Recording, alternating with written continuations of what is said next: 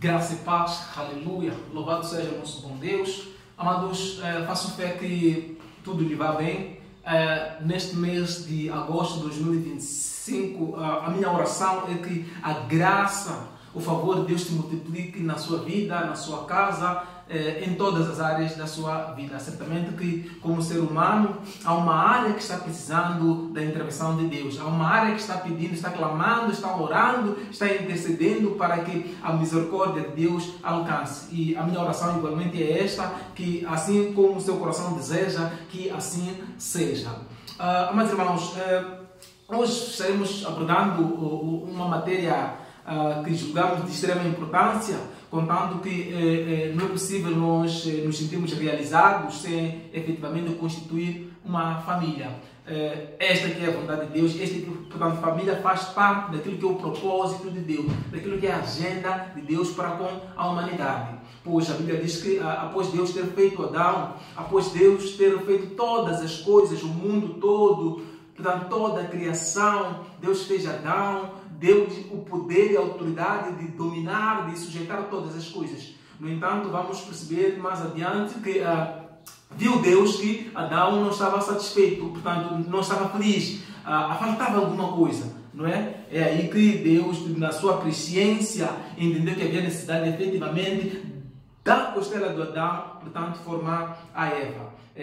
O que nós podemos tirar como grande ilação aqui é o fato de a mulher ela provir do homem. Portanto, Deus fez um projeto, ou seja, Deus fez uma obra perfeita que é o homem. Da obra perfeita extraiu um elemento para poder, portanto, fazer a mulher. Certamente que a mulher é parte do homem, é parte da obra perfeita da criação de Deus. Portanto, tudo que Deus faz é perfeito. Não quer dizer que a mulher não é perfeita porque vem do homem, mas também a mulher ela é perfeita na sua unicidade. Pelo que do perfeito homem, Deus fez algo perfeito que também é a mulher, para que efetivamente as duas coisas perfeitas, os dois seres, as duas criações perfeitas fossem efetivamente se unir, se completar, se complementar, contanto que cada uma das partes tem uma utilidade, tem papel, tem importância.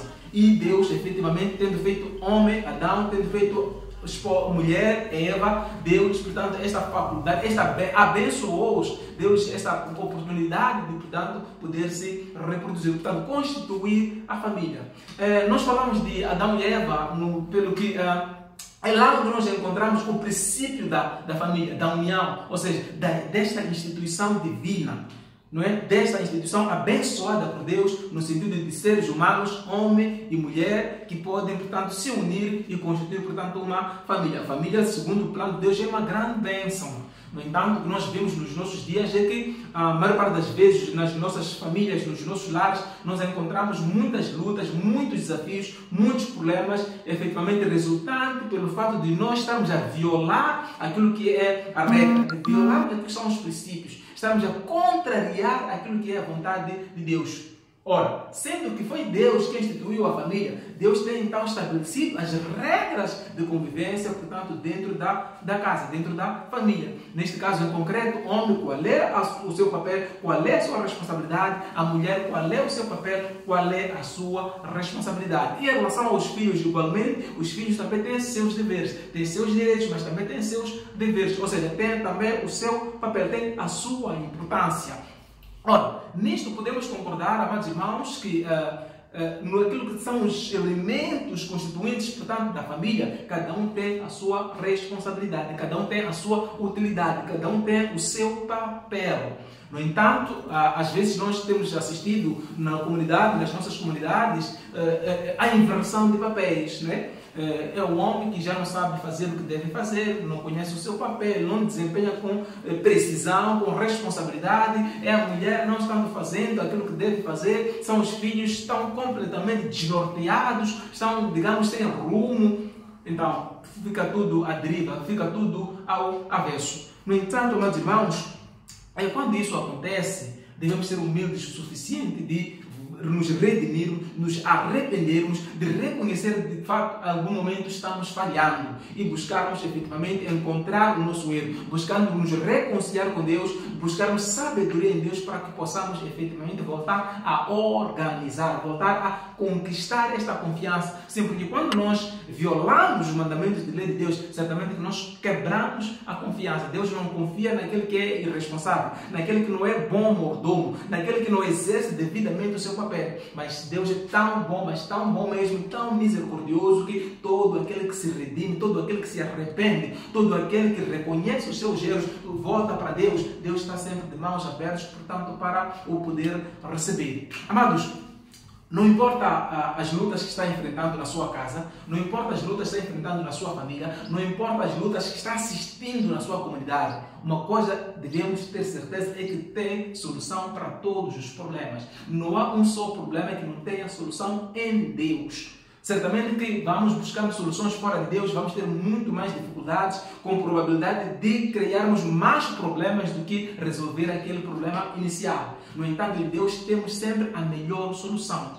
Poderá eventualmente, em Deus, termos que esperar, termos que suportar o processo. Mas uma coisa devemos ter certeza é que a resposta de Deus sempre é a melhor. A solução de Deus sempre é a melhor. O que nós encontramos em Deus sempre é o melhor para nós. Certamente que pode, de certa forma, contrariar as nossas expectativas, contanto que nós podemos ter nossas expectativas fora daquilo que é o propósito de Deus, fora daquilo que é o plano de Deus. No entanto, devemos ser sábios o suficiente para reconhecer que tudo que vem de Deus é o melhor para nós. Ora, nem tudo que nós queremos é o que realmente nós precisamos. No entanto, Deus sabe efetivamente o que nós precisamos na dose certa para o nosso próprio bem.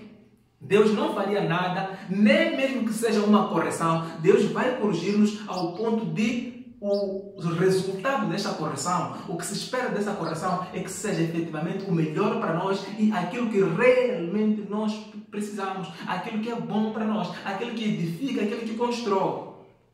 Não é? Então, às vezes nós estamos buscando, estamos querendo, estamos atrás das coisas, más companhias. No entanto, as más companhias corrompem os bons costumes. Sim, eu vinha muito bem, entretanto me comecei a relacionar com alguém fora do propósito, alguém que me tirou do propósito, que desviou as minhas atenções. Certamente que os maus hábitos, os maus costumes, a má direção, a má conduta daquela pessoa que comecei a estabelecer o contato pode efetivamente me desviar. O mesmo acontece em relação aos conselhos.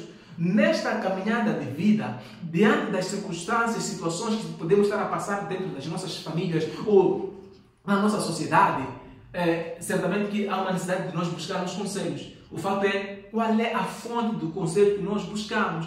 Se estamos a falar no conselho no sentido de construir família, precisamos de buscar o conselho de pessoas com referência, de alguém que já tem um testemunho para dar, alguém que já é uma referência, alguém que tem, digamos, um bom nome nessa perspectiva.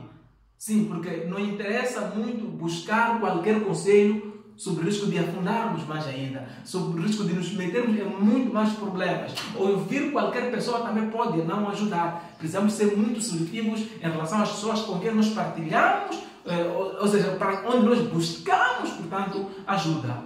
E uma coisa certa, meu irmão, todos aqueles que estão alicerçados em Deus, todos aqueles que estão com fundamento na palavra de Deus, todos aqueles que antes de tomar uma decisão, consultam a Deus, não há dúvidas que essas pessoas têm um testemunho. Não que a gente tenha de copiar a vida de uma ou de outra pessoa, mas há sempre alguma coisa que possamos aprender desta pessoa, deste amado.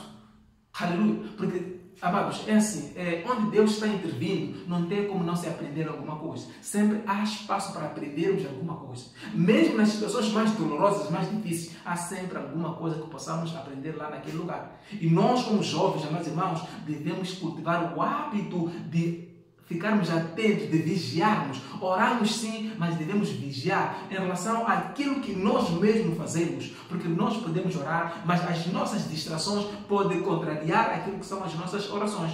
Nós oramos, nós confiamos, nós colocamos em Deus. No entanto, nós devemos estar atentos em relação às nossas atitudes, aos nossos comportamentos, aos ambientes que nós frequentamos, às companhias, às coisas que nós fazemos, aos lugares onde nós vamos, Portanto, tudo isto aqui deve estar em volta, tudo isto deve estar dentro, em sintonia e em concordância com aquilo que é a minha perspectiva de vida, com aquilo que é o meu propósito de vida. Então, amados irmãos, nós jovens, mais uma vez, quero de fato fazer este apelo para que possamos buscar refúgio em Deus.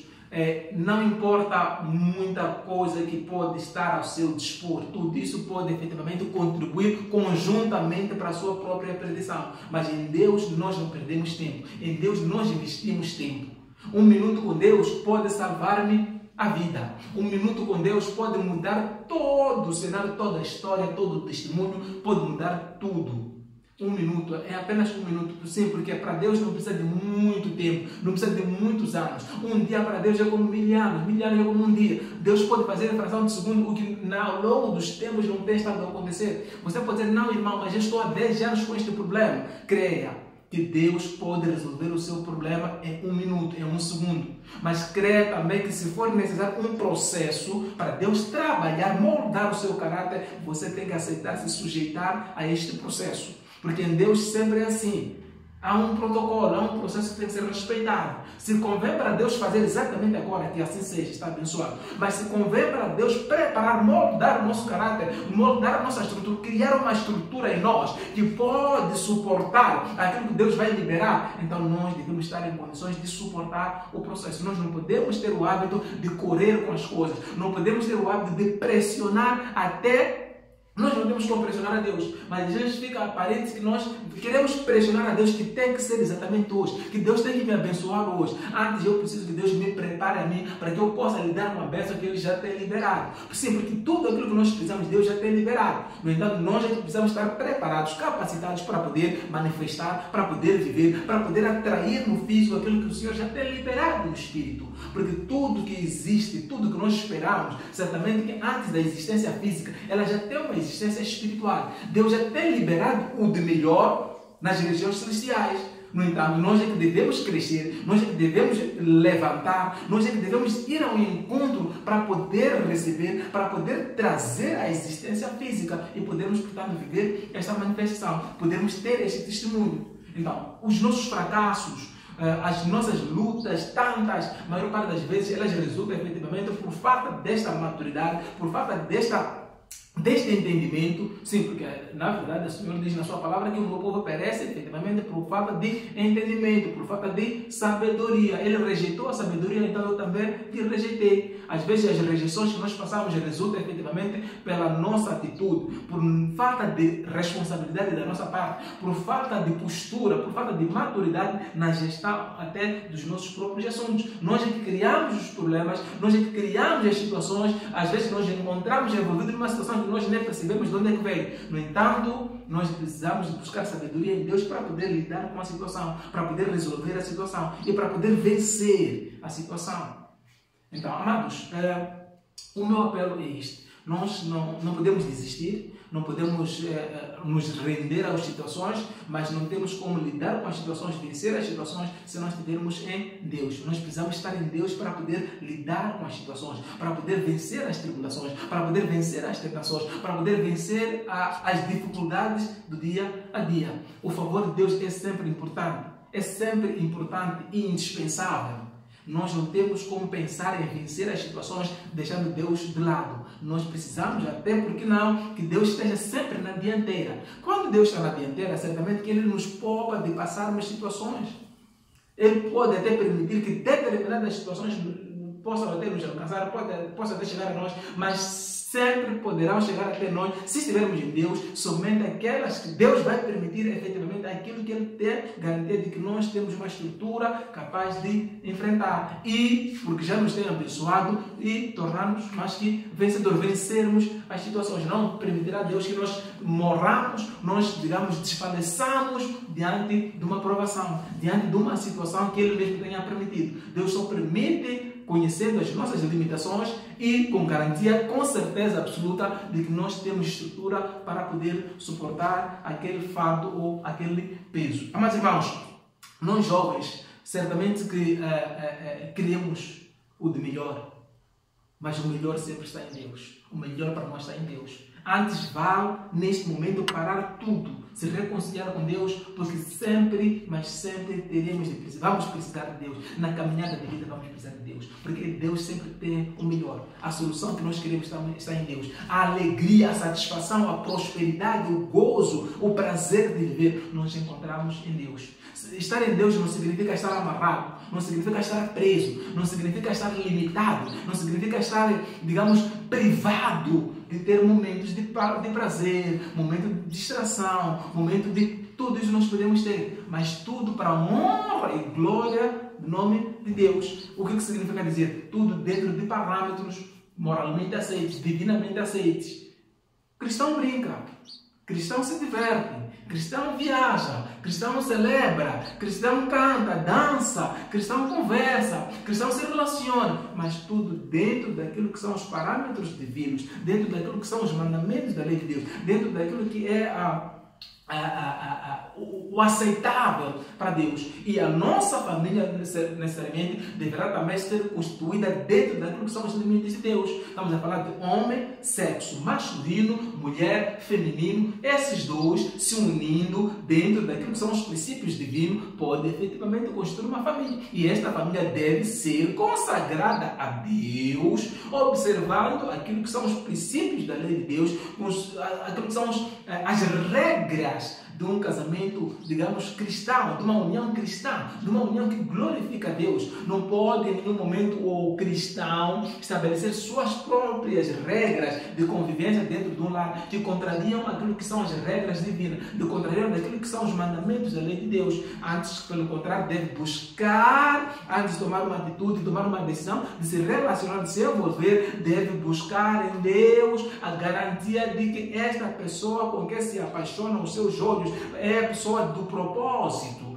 Porque quando é a pessoa do propósito, certamente que menor serão as lutas, as diferenças vão existindo. No entanto, quando você está se unindo a uma pessoa do propósito, maior é a probabilidade de poder ter mais dias de prazer, mais dias de gozo, mais dias de lazer, mais dias de satisfação, de alegria, de felicidade, em detrimento daquele que se une com sim, porque na verdade não podemos esperar muito num jogo desigual. Aí o que vai acontecer são momentos de mais um ponto de oração, para além de ser de usar aquele período para abençoar outras pessoas, certamente que terá de ter muito mais noites dobrando os joelhos, chorando, sofrendo, então pedindo mais para si, quando devia estar a abençoar outras pessoas. Sim, porque a Bíblia diz que abençoa a mão que dá do que aqui recebe.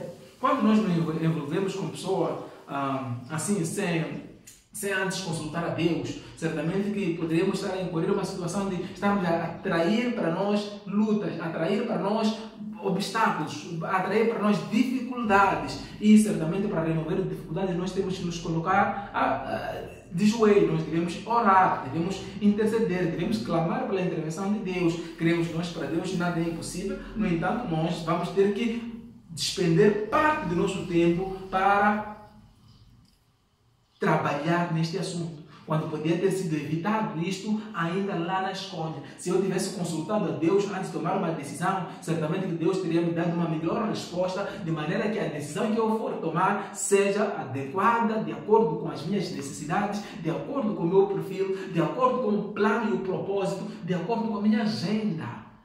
Não é? Então, o que isso quer dizer, meus irmãos? É sempre bom, antes de avançarmos, antes de investirmos, antes de nos relacionarmos, termos garantias de que isto é o que Deus preparou para nós. Porque certamente que Deus sempre tem preparado algo para nós. No entanto, nós devemos ter garantia de que isso que vamos fazendo, isso que vamos seguindo, com quem nós vamos relacionar, com quem nós queremos constituir família, efetivamente é a pessoa do propósito. Porque nós todos temos um propósito. Deus tem um propósito particular para com cada um de nós. E cada um de nós vai efetivamente ver o propósito estando certamente conectado às pessoas do propósito.